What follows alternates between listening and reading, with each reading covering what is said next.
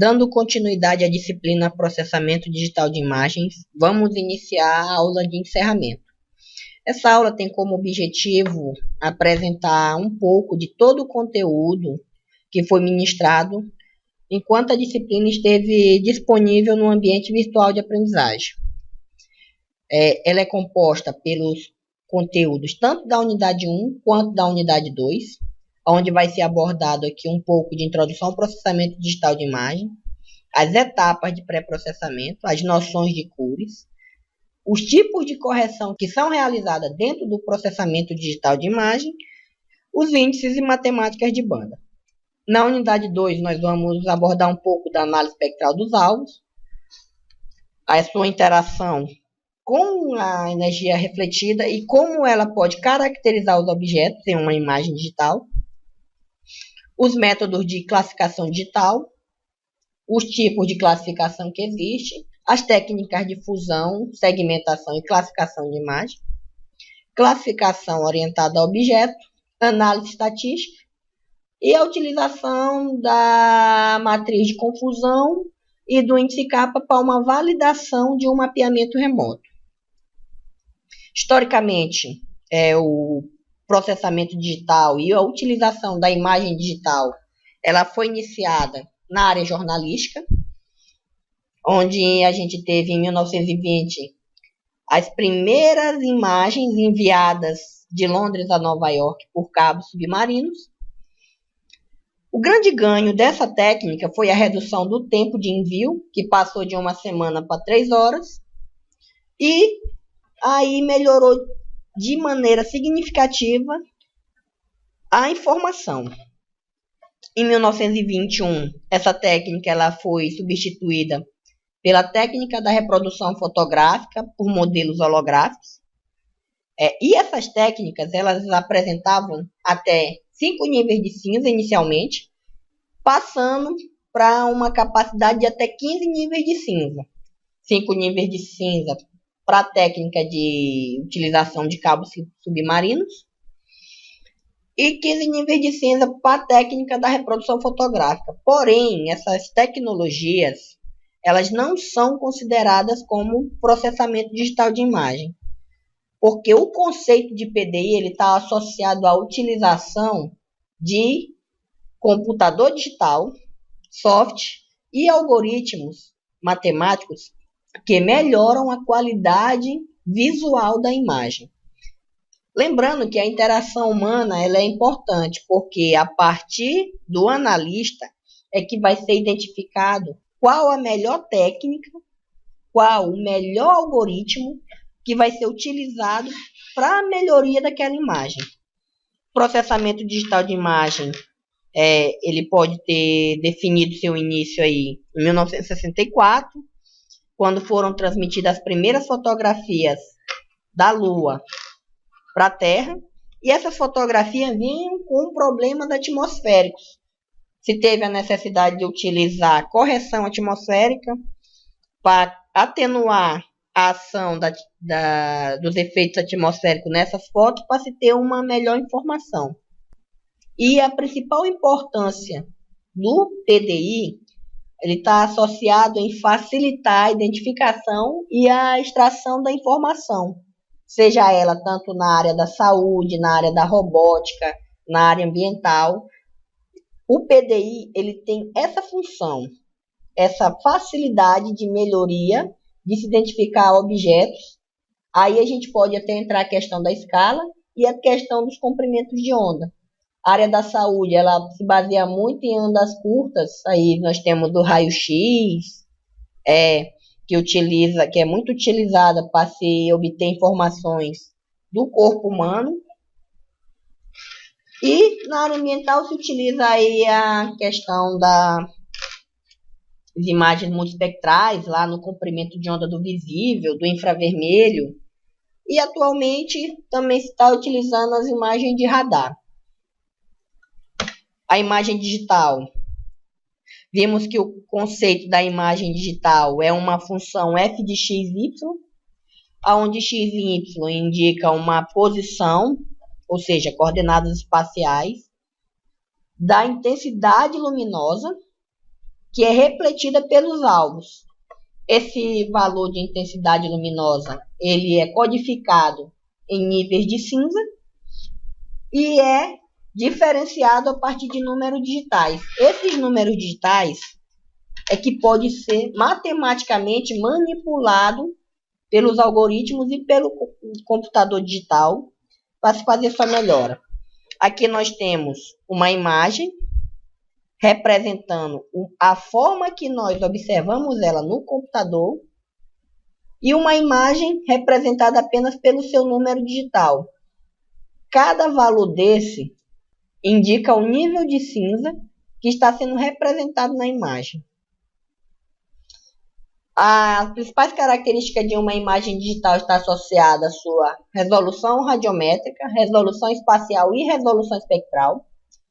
A resolução espacial é a capacidade de imageamento do sensor, ou seja, nós temos aí uma imagem Landsat do sensor OLX, onde a sua resolução espacial é de 30 metros, ou seja, o sensor ele consegue imagiar uma área de até 900 metros quadrados, que vai representar um pixel.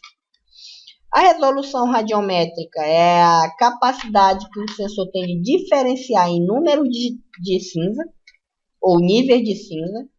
Aí vimos que a caracterização da radiometria do sensor é uma função exponencial, f de x igual a 2 elevado a z, onde z representa o número de bits que essa imagem apresenta. Uma imagem de 1 bit, ela apresenta até 2 níveis de cinza, ou seja, o preto e o branco, enquanto uma imagem de 8 bits, ela apresenta até 256 níveis de cinza. A resolução espectral já é a capacidade que o sensor tem de diferenciar em comprimentos de onda do espectro eletromagnético. Nós temos aqui uma representação do modelo de espectro eletromagnético, onde nós temos diferentes comprimentos de onda, e de acordo com a capacidade do sensor em avaliar diferentes comprimentos de onda, é que vai ser a caracterização espectral. Um sensor que tem a capacidade de trabalhar no comprimento de onda do visível e do infravermelho, ele pode trabalhar em até 6 bandas do espectro eletromagnético, 7 bandas, 10 bandas. A exemplo, nós temos o Landsat 8, que trabalha até com 11 bandas do espectro eletromagnético, sendo que a primeira banda é a banda costeira.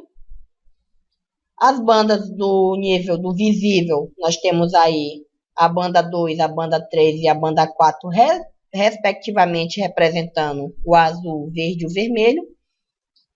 A banda 5 e a banda 6 representando, respectivamente, o infravermelho próximo e o infravermelho médio. Nós temos a banda 8, que é a banda pancromática, e a banda 10 e 11, que são as bandas do termal. Qualquer imagem digital, ela pode passar por um processo de transformação conhecido por digitalização. A digitalização ela tem como objetivo transformar uma imagem, seja ela uma fotografia, uma carta topográfica, um mapa, em uma imagem digital, pelo processo de amostragem e quantização. A amostragem nada mais é que a técnica de se transformar a localização dos objetos em uma imagem, e a quantização é a capacidade de transformação desses objetos em valores digitais. Lembrando que a quantização ela tem que ter a ver com a cobertura de um pixel. A figura aqui representa um lago. Foi criada uma matriz aonde o ponto de localização desse lago ele está sendo representado de acordo com a linha e a coluna na qual esse pixel vai representar. Já a quantização é a transformação desse pixel em valores de números digitais. Lembrando que as áreas mais escuras são as áreas com os menores valores de intensidade, e as áreas mais claras são as áreas com os maiores valores de intensidade luminosa. Aí nós podemos nos perguntar como se formam as imagens digitais. As imagens digitais, elas são formadas a partir da interação da luz com o sensor ou com a visão humana.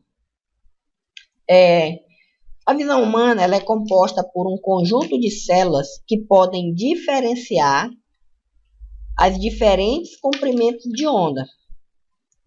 Porém, nossa visão humana ela tem capacidade de diferenciar apenas de maneira bem difícil até 29 a 30 níveis do espectro eletromagnético na faixa do visível. Essa energia refletida na faixa do visível, que está ali entre 0,4 micrômetros e 0,74, 75 micrômetros, resulta num efeito visual que nós chamamos de cor.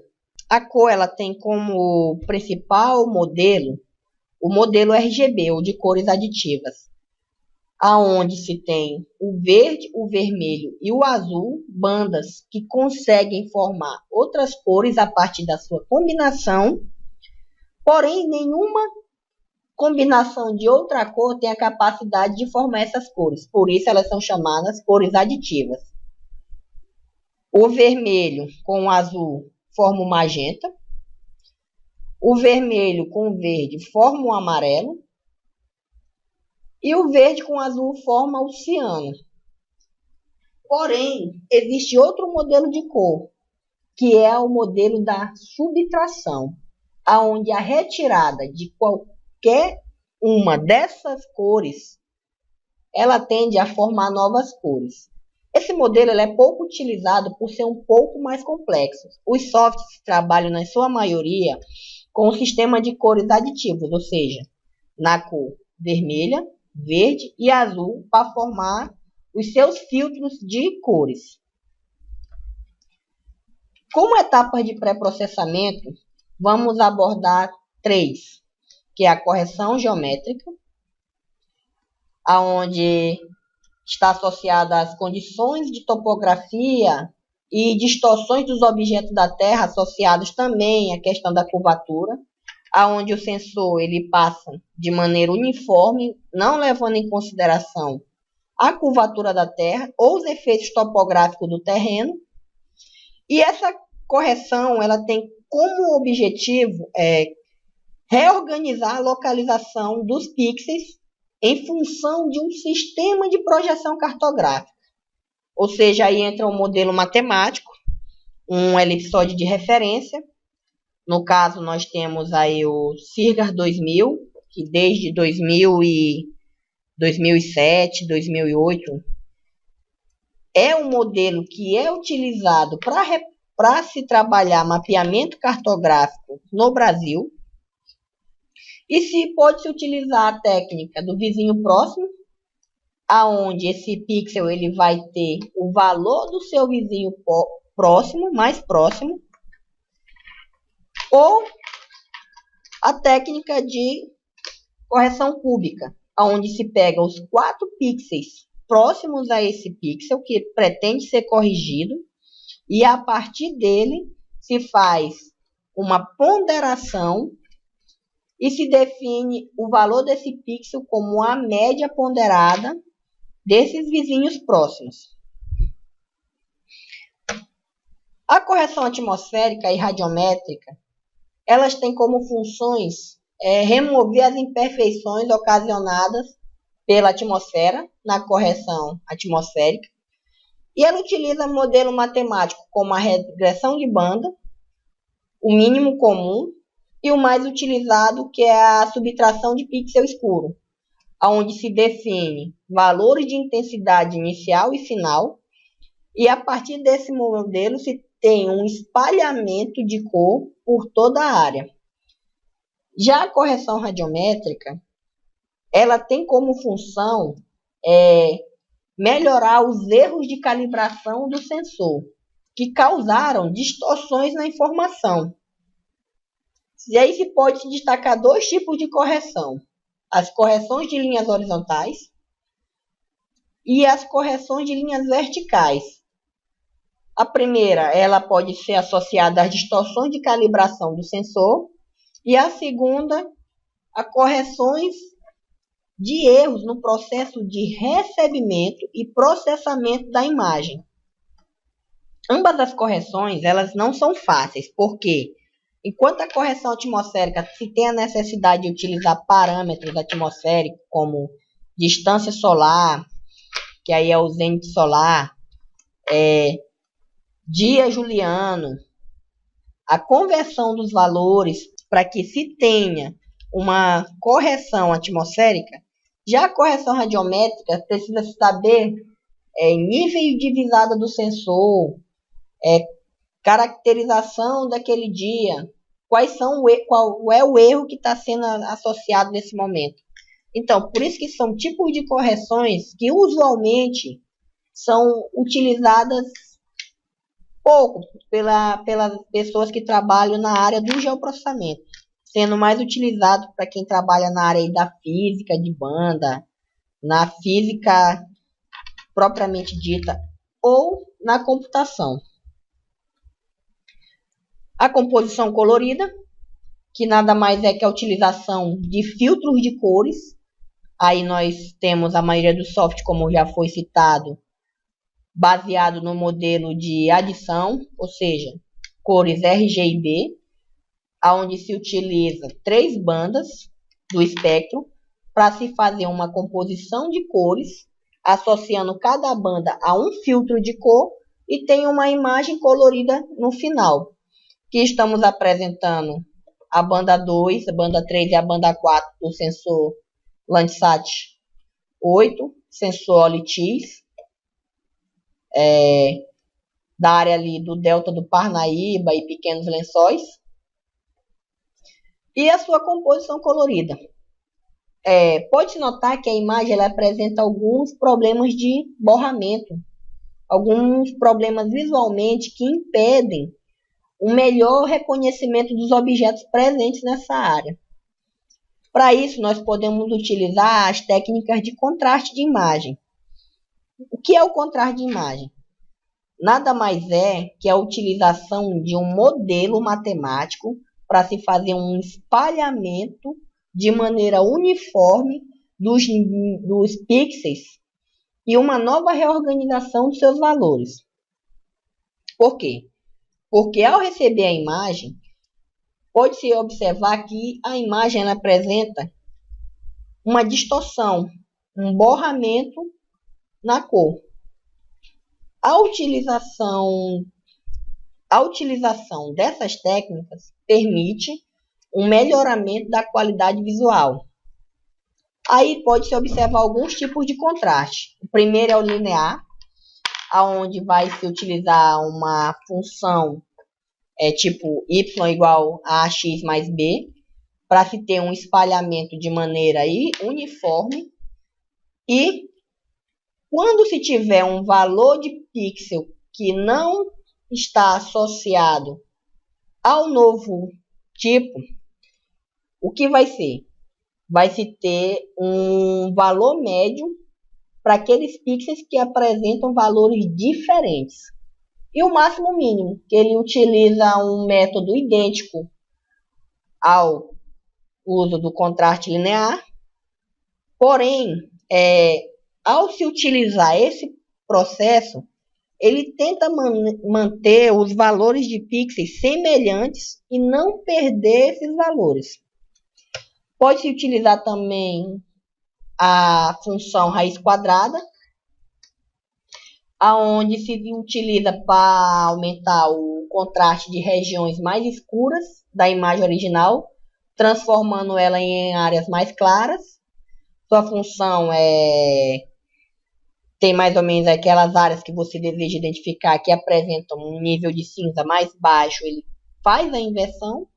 E o tipo de contraste quadrado, que é o inverso do raiz quadrada, que é utilizado para mapear, aumentar, ou seja, o contraste de feições mais claras. Aquelas áreas que apresentam altos níveis de cinza, ele reduz um pouco e torna ela áreas mais escuras. Aqui nós apresentamos uma comparação das imagens após a aplicação de um contraste máximo-mínimo, ou seja, um contraste que utiliza uma função linear, onde se tem uma melhoria da sua qualidade visual, ó. Enquanto na imagem bruta não se dá para identificar as áreas de manguezar de maneira mais precisa, as áreas de tabuleiros nessa região. Na imagem contrastada, pode-se identificar os limites do manguezal e as áreas que apresentam topografia mais plana. São essa região aqui de tabuleiros. Aí também vimos a questão da matemática de banda, onde tem a soma e a subtração. A soma é utilizada para realçar áreas similares dentro das imagens, ou seja, áreas que apresentam respostas espectrais diferentes naquela das imagens originais, elas vão ser realçadas. Sua função é mais ou menos a retirada da média dessas duas imagens. Aqui pode-se ver. É a soma desse pixel com esse pixel que vai resultar nesse pixel. De maneira mais simples falando, 120 mais 180, 300, dividido por 2, 150. Esse vai ser os novos valores da imagem resultante. A subtração de bandas, ela é um recurso muito utilizado para se identificar mudanças de área. Você tem uma imagem do ano X, subtrai ela do ano Y, e a sua diferença vai resultar na diferença, ou seja, nas transformações que esse local apresentou. A multiplicação ela é pouco utilizada por ela acarretar em muita perda de informação. Porque se tem um realocamento dos valores de pixels, onde você soma o primeiro pixel vezes o segundo, vai dar um valor tremendamente exagerado. Se for uma imagem de 255 níveis de cinza, se pegar um pixel que apresente um valor de 255 e multiplicar ele por outro pixel que apresente 255, vai se ter uma informação que não existe. Por isso que a multiplicação de banda ela é pouco utilizada. Porém, sua utilização está muito associada a mapeamento geomorfológico, porque ela consegue realçar dados que são semelhantes em ambas as imagens. Já a razão de bandas, ou a técnica da divisão de imagens, ela é muito utilizada por quê? Porque é a partir dela que se tem os chamados índices de banda. Aí nós podemos destacar os índices de vegetação, aonde você tem uma imagem, multiplica ela por outra imagem e aquele realce vai ser aquelas áreas que apresentam valores diferentes. Ou seja, você pega uma imagem da banda do vermelho, dividir ela pela banda do infravermelho próximo, você vai ter um realce de áreas que apresentam um melhor vigor vegetal. A exemplo, como índice de vegetação, nós podemos destacar o NDVI, que ele é calculado pela diferença do infravermelho próximo com o vermelho, dividido pela soma do infravermelho próximo com o vermelho. Sua variação aí vai ser de -1 até 1, os novos valores de pixels, sendo aquelas áreas mais próximas de 1, vai apresentar uma vegetação com melhor vigor. Ou seja, você pode diferenciar aí portes de vegetação. Enquanto as áreas próximas a 1, você vai ter uma vegetação pobre, ou áreas com ausência de vegetação. Já entrando na análise espectral de alvos, pode ser definido como a medida que a energia refletida dos objetos se comporta de acordo com o comprimento de onda. A figura está ilustrando aqui um sensor passivo, onde se tem diferentes objetos na superfície terrestre. Nós temos áreas residenciais, solo exposto, áreas com baixa vegetação, corpos hídricos e áreas com vegetação densa. Cada objeto desse, dependendo do comprimento de onda na qual vai se estar observando, ele vai apresentar uma característica. A partir dessas características é que se tem a capacidade de se diferenciar os objetos em uma imagem digital. Então, por isso é que é importante se entender as características dos objetos de acordo com sua reflexão, ou seja, de acordo com a energia eletromagnética refletida, para se identificar diferentes objetos dentro de uma imagem. A exemplo, uma água turva. Ela vai apresentar valores de reflectância diferentes de uma água que não possui tanto material em suspensão, ou seja, na água mais límpida. Uma vegetação de porte mais denso vai apresentar valores de reflectância diferentes daquela vegetação de caráter mais rasteiro, mais herbáceo, mais arbustivo. A área de solo exposto vai apresentar uma energia refletida semelhante a áreas construídas. Porém, dependendo do material, se for telha cerâmica ou se for telha de amianto, vai apresentar diferenças também. A partir disso é que se pode dizer qual é o objeto que está presente naquela imagem. O pixel, ao se abordar o modelo de mistura espectral, nós temos que o pixel, ele é o quê? Ele é a resposta espectral de diferentes objetos encontrados nele.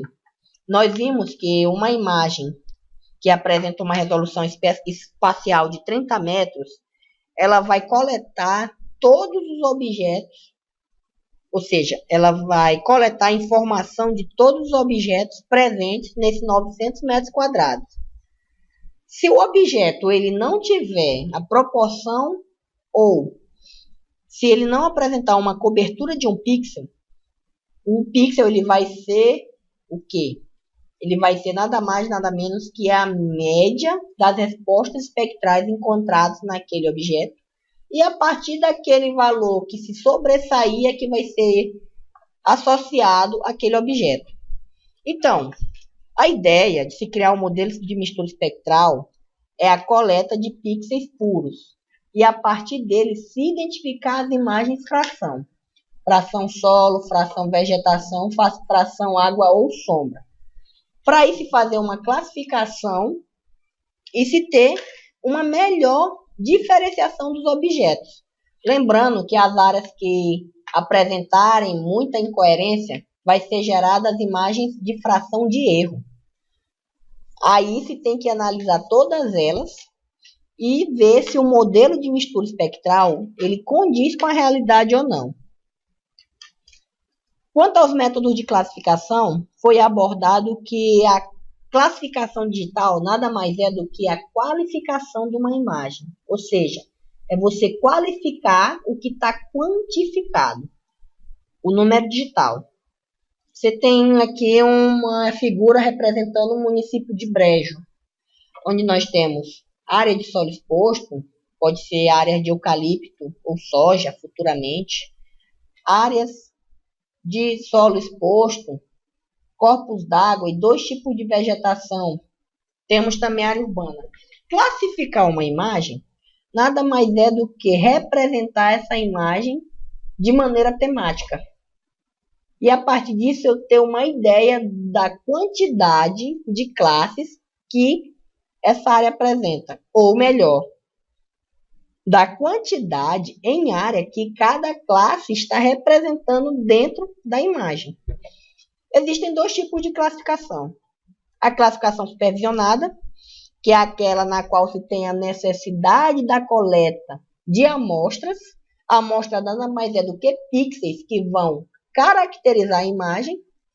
E a classificação não supervisionada, que é aquela realizada de maneira automática pelo software. O software ele utiliza as características espectrais, média, moda e desvio padrão e define as classes que vão existir.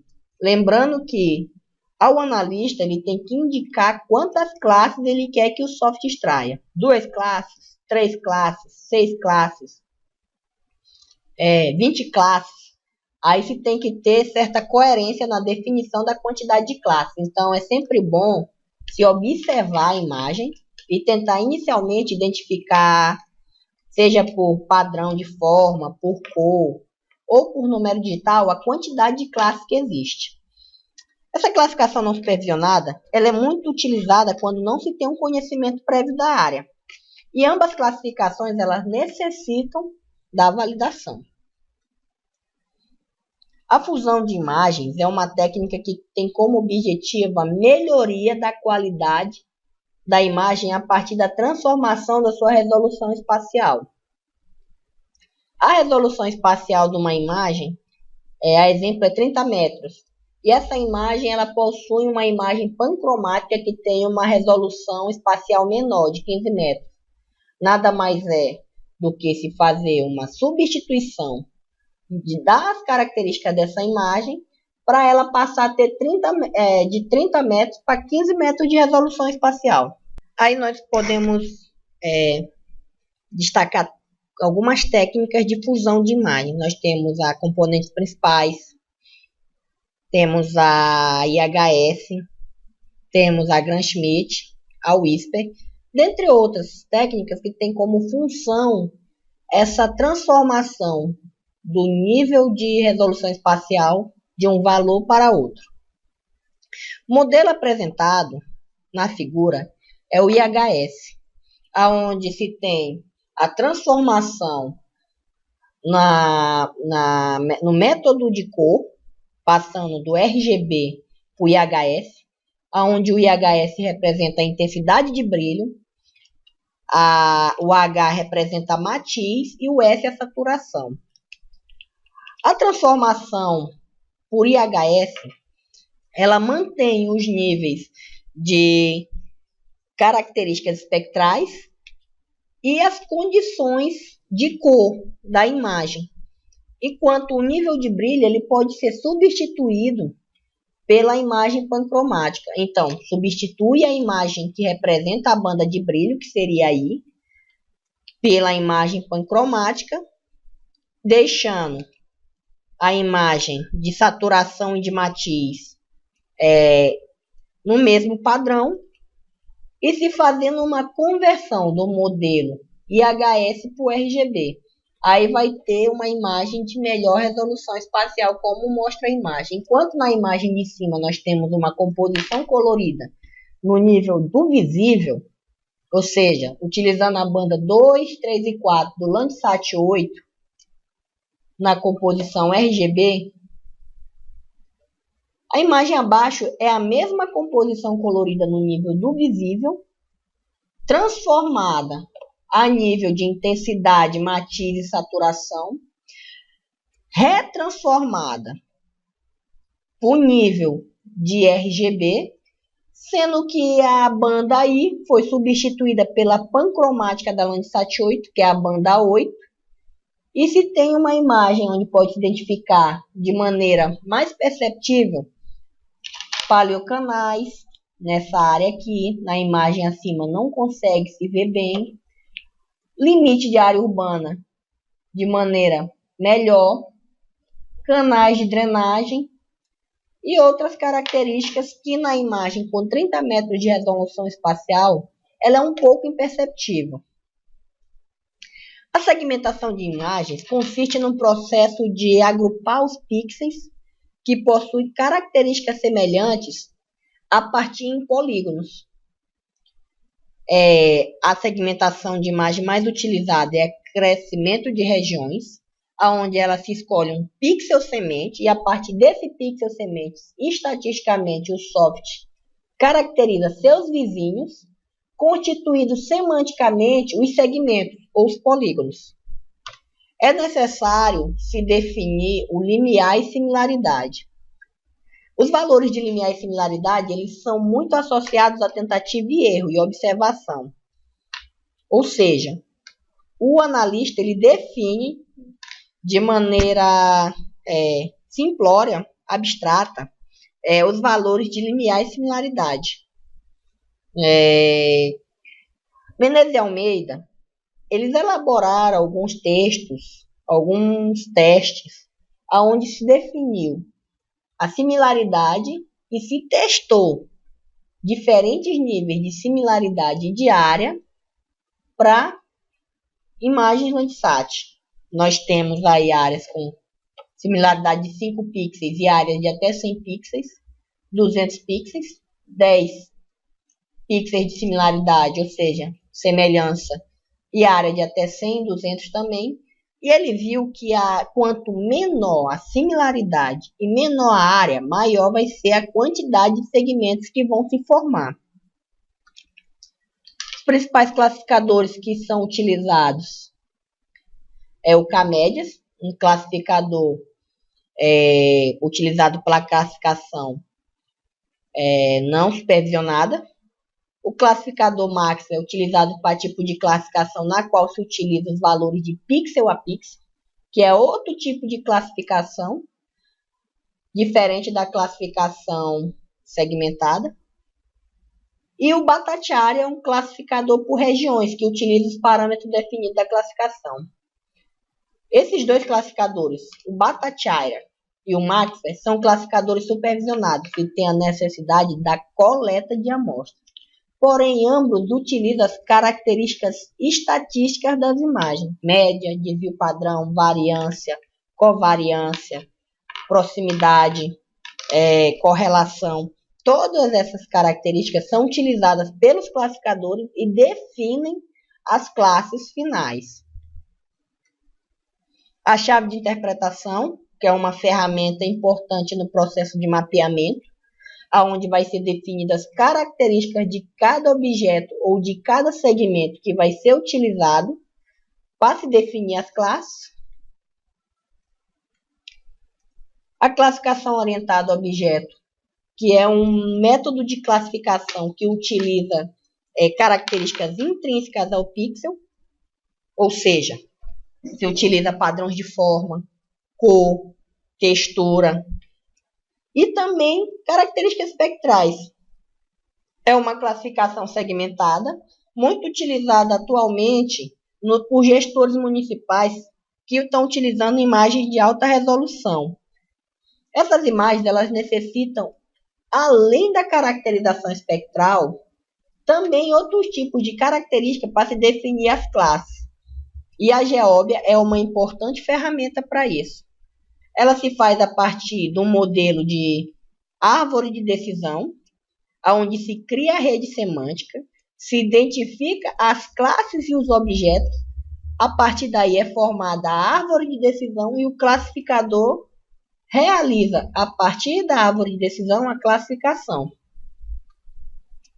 A estatística, como podemos notar, ela está presente dentro do processamento digital de imagem, desde a etapa de caracterização da imagem até a etapa de classificação.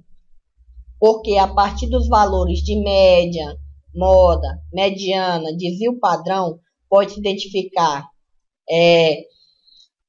o que está presente em cada banda, ou seja, os objetos, e pode se identificar também a questão da correlação de banda. Qual é a banda que é mais próxima da banda 3? É a banda 5? É a banda 8?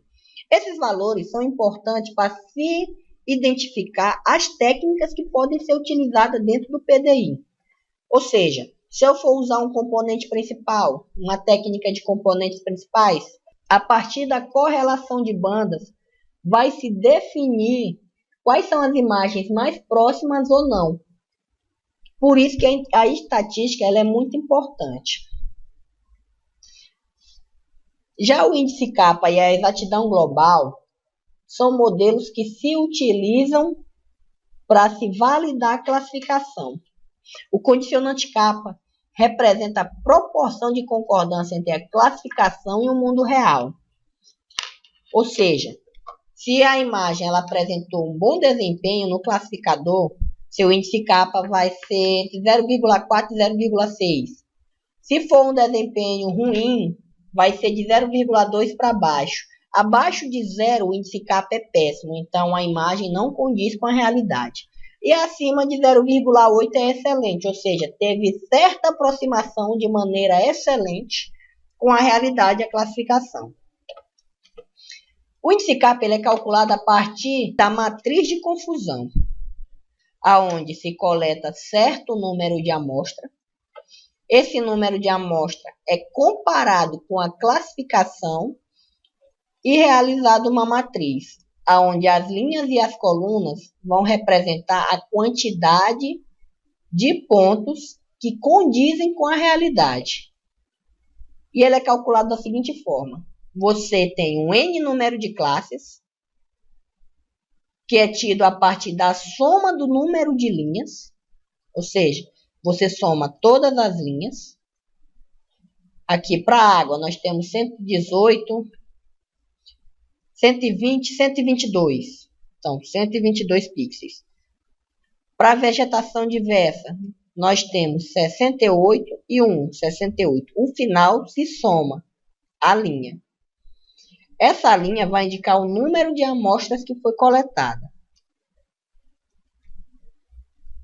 A somatória da diagonal principal representa o desempenho ou acurácia do classificador. Já a somatória das colunas desempenha a acurácia do soft. Então, como se calcula o índice kappa? O índice kappa é calculado da seguinte maneira: você tem o número de amostras, N, multiplicado pela somatória da diagonal principal, subtraído do produto da somatória da linha pela coluna. Como é esse valor é dividido pelo número de amostras ao quadrado, também subtraído do produto da linha pela coluna. Ou seja, é o seguinte: você tem a somatória da diagonal principal, você tem um número de amostras e você tem a soma do produto de linha vezes coluna. Você tem a quantidade de amostras de água, 120. Você vai multiplicar esse valor por 122. Você vai somar esse valor, a quantidade de apicum, 11, multiplicado por 9, que é a quantidade de linha, e assim sucessivamente. O índice kappa é importante porque a partir dele pode definir a necessidade ou não de se realizar novamente a classificação. Se for um índice kappa muito baixo, a exemplo bom, que não é tão aceitável assim, mas ainda se aceita, se tem a necessidade de classificação. Um índice kappa que deu muito bom ou excelente, não se tem a necessidade de reclassificação, ou pelo menos de correção dessa classificação. Pode ser utilizado sem problema nenhum, porque o índice de erro ele é aceitável. Aqui nós temos algumas referências. E obrigado pela disciplina PDI. Espero que tenhamos um excelente aprendizado, que seja uma disciplina muito proveitosa para os especialistas na área do geoprocessamento, e é uma área que está em ascensão constantemente.